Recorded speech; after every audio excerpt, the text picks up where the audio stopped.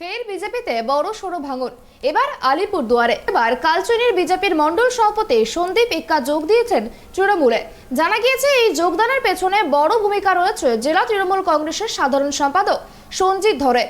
রাজনৈতিক বিশ্লেষকদের মতে পঞ্চায়েত নির্বাচনের পূর্বে আদিবাসী সম্প্রদায়ের এই বিজেপি নেতা তৃণমূল কংগ্রেসে যোগদান করায় যথেষ্টই অস্বস্তিতে পড়তে হতে পারে কালচিনির গেরুয়া শিবিরকে।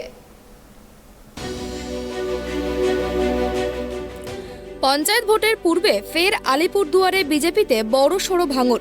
আলিপুরদুয়ারের বিজেপি বিধায়কের পর এবার কালচিনির বিজেপির মন্ডল সভাপতি তৃণমূলে যোগ দিলেন। রবিবার এক বেসরকারি হোস্টেলে তৃণমূল কংগ্রেসের আলোচনা সভায় যোগদান করে বিজেপির এই দাপুটে নেতা।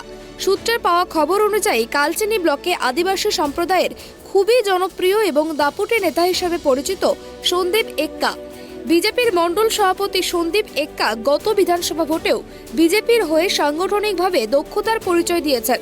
বিজেপির এই নেতার অভিযোগ, বিজেপিতে সঠিকভাবে কাজ করতে দেওয়া হয় না। এদিন সন্দীপ এক্কা ছাড়াও তার সঙ্গে বেশ কিছু অনুগামীরাও তৃণমূল কংগ্রেসে যোগদান করে। জানা গিয়েছে বিজেপির এই দাপুটে নেতার যোগদানের পেছনে বড় ভূমিকা রয়েছে জেলা তৃণমূল কংগ্রেসের সাধারণ সম্পাদক সঞ্জিত ধরের। এক্কা ওর সাথে অনেক কর্মী আছে।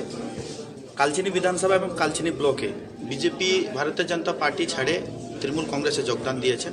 2019 এবং 2021 নির্বাচনে কেউ বিধায়ক হয়ে গেছে, কেউ সাংসদ হয়ে গেছে।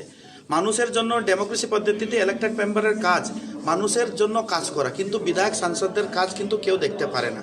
রাজ্যের মাননীয় মুখ্যমন্ত্রী যেভাবে কাজ বাংলার জন্য আলিপুরদুয়ার জেলার জন্য করেছেন, এটা প্রমাণিত। আলিপুরদুয়ারে 3 লাখ হাউসহোল্ড আছে, 6টা প্রশাসনিক ব্লক আছে, 2টা পৌরসভা আছে। প্রত্যেকটা জায়গায় আমরা দেখেছি মানুষের বাড়ি বাড়িতে বিভিন্ন প্রকারের বেনিফিটের কাজ কিন্তু পৌঁছায় গেছে। আমরা ওডিএ করতেছি, পিওসি করতেছি এবং মানুষের বাড়ি বাড়ি যাচ্ছি।